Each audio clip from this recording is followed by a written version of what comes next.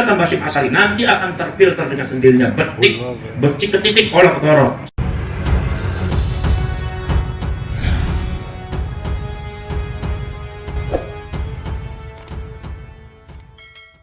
Poros direktur klausul, jadi maka dari itu di sini panjenengan sudah patokannya syariat. Ini penting banget, karena apa? Sebab ini banyak kabur masalah ini.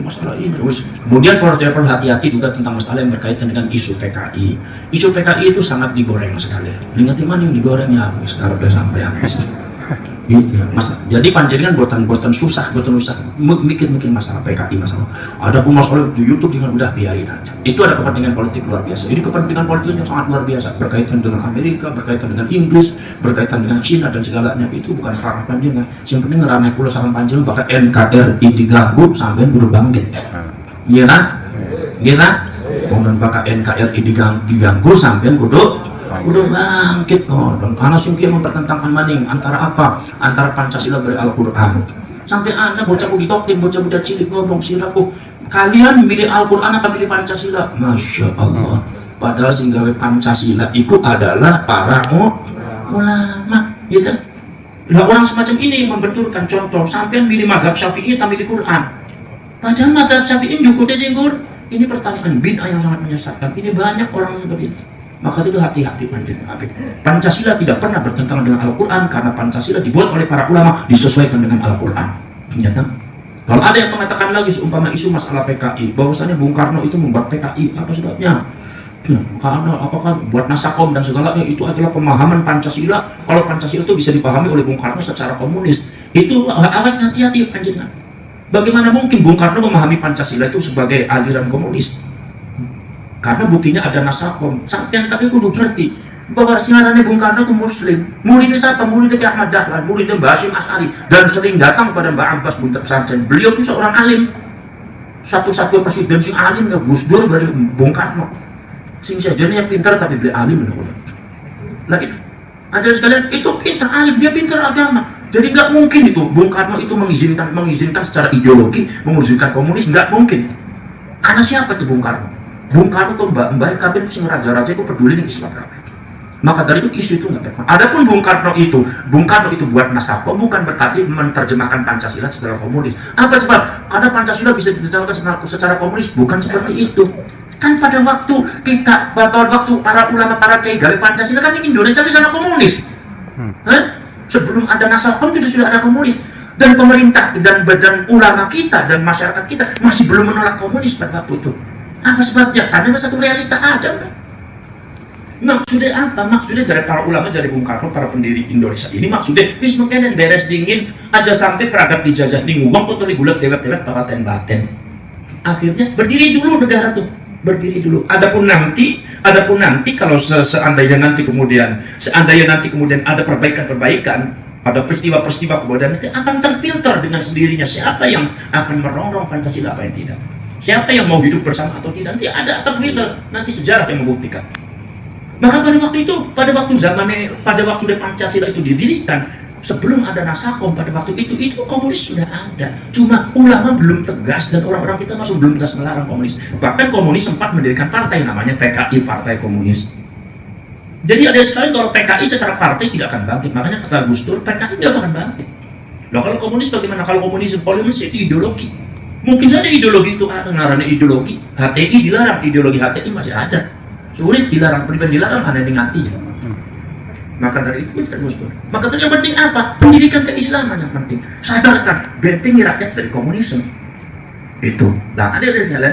Nah, maka dari itu adapun Bung Karno ketika itu membuat nasakom itu adalah bukan penerjemahan ideologi Pancasila dengan penerjemahan komunis, tapi itu adalah bentuk strateginya Bung Karno mengakurkan dan menyatukan bangsa Indonesia dulu sebelum sesudah penjajahan. Jadi jangan sampai setelah kita menderita 350 tahun dijajah oleh Belanda, oleh Portugis, oleh Jepang, kemudian begitu perangkat penjajahan sudah tidak ada, kita aja saling membunuh gara-gara rebutan. Nah ini yang tidak mau. Maka dari itu diakurkan dulu. Makanya maksudnya Bung Karno itu yang penting akur dulu. Uang Indonesia itu masih seumur jagung, aja bulat dingin. Adapun nanti bagaimana terseleksi dengan sejarah. Dan itu harusnya. Maka dari itu pada waktu itu NU juga masuk di nasakom. Pada waktu NU masuk di Nasakom semua salah paham. Bahwa Abbas dulu di PKI sama orang. Bahkan Mbak Dimyati, Banten itu juga dituduh PKI sama orang. Sampai Mbak Dimyati itu diambil, bahkan sempat ditangkap sama orang tuh. Berapa hari dituduh PKI. Sampai kemudian juga kayak Yusuf Tauziri yang ada di Garut juga dituduh PKI. Kenapa sebabnya? Sebabnya orang tidak memahami bahwasanya ketika NU itu masuk ke Nasakom, itu maksudnya membentengi Bung Karno dari pengaruh komunis. Pengaruh apa? Bukan ideologi, tapi pengaruh politik. Sebab dari politik kok angel. Wong PKI sing melu ning politik PKI, wong Islame ku akeh ning partai itu.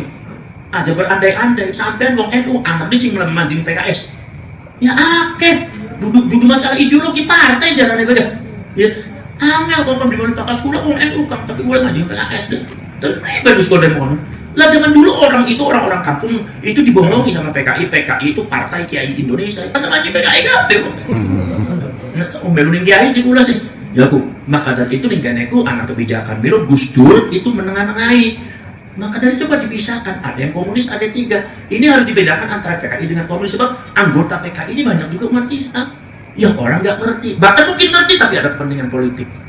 Jadi macam-macam. Maka kemudian kalian kalau seumpama kalian lihat di anggota PKI itu ada nama-nama Islamnya, kan orang Islam itu. Dan yang namanya kepentingan politik. Maka dari itu disinilah sejarah itu jangan dipahami secara hitam putih, tetapi juga harus betul-betul pakal yang ahli dan dibahas secara arif dan bijaksana. Bahwasanya pada waktu itu Bung Karno mendirikan Nasakom bukan berarti itu adalah hasil penerjemahan daripada Bung Karno terhadap Pancasila diterjemahkan secara komunis. Tidak. Kalau secara komunis kenapa di Nasakom ada agama? Kalau Bung Karno komunis. Kalau Bung Karno menerjemahkan Pancasila secara komunis dengan Nasakom, kan Nasakom kena nasionalis, komunis, dan agamis. Oh, kenapa ada agamisnya? Jadi Anda mengatakan kalau Nasakom itu adalah bentuk daripada penerjemahan Bung Karno terhadap Pancasila secara komunis, Anda salah asumsi. Apa? Nasakom itu adalah salah satu strategi dan usaha Bung Karno menyatukan rakyat Indonesia dalam satu persatuan Nasakom. Maka dari itu NU manjing, maksudnya melindungi Bung Karno karena secara politik Bung Karno sangat dipengaruhi oleh komunis. Secara ideologi tidak, Bung Karno Muslim. Kemudian, ya, ada yang menolak di antara Muhammadiyah menolak pada waktu itu. Kemudian Mas Sumi juga menolak. Ditangkap nggak ditangkap karena Nasakom bukan ideologi negara. Coba kalau Nasakom zamannya Bung Karno menjadi ideologi negara, pasti yang tidak masuk Nasakom pasti ditangkap karena menentang ideologi negara. Jadi kalau sampai mengatakan bahwa Nasakom itu adalah ideologi komunisnya Bung Karno terhadap penerjemahan Bung Karno terhadap Pancasila secara komunis sehingga memunculkan ideologi Nasakom, itu salah. Nasakom itu bukan. Nasakom itu strategi Bung Karno menyatukan rakyat Indonesia pada waktu itu. Dan ternyata setelah itu kemudian ada terfilter. Benar kata Bung Karno, benar kata Mbak Syif Asari, nanti akan terfilter dengan sendirinya. Becik ketitik olah ketoro. Sing salah bakal ketoronya, benar akan ketahuan. Betul ada peristiwa G30 SMKI, barulah Nahdlatul Ulama kemudian membungkam PKI dan pada akhirnya PKI dilarang di Indonesia. Akan terfilter dengan sendirinya. Akhirnya Pancasila betul-betul agama, tidak ada komunis. Padahal sebetulnya zaman dulu juga sudah ada pemikiran bahwasanya komunis tidak sesuai dengan Pancasila, tapi pada waktu itu dibiarkan dulu. Apa sebab tidak mungkin dipaksa? Apa sebab? Sebab yang namanya memaksa ideologi sangat sulit sekali. Apalagi secara unsur keanggotaan Partai Komunis Indonesia banyak umat Islamnya di sini nih. Jadi masalahnya sangat luar biasa.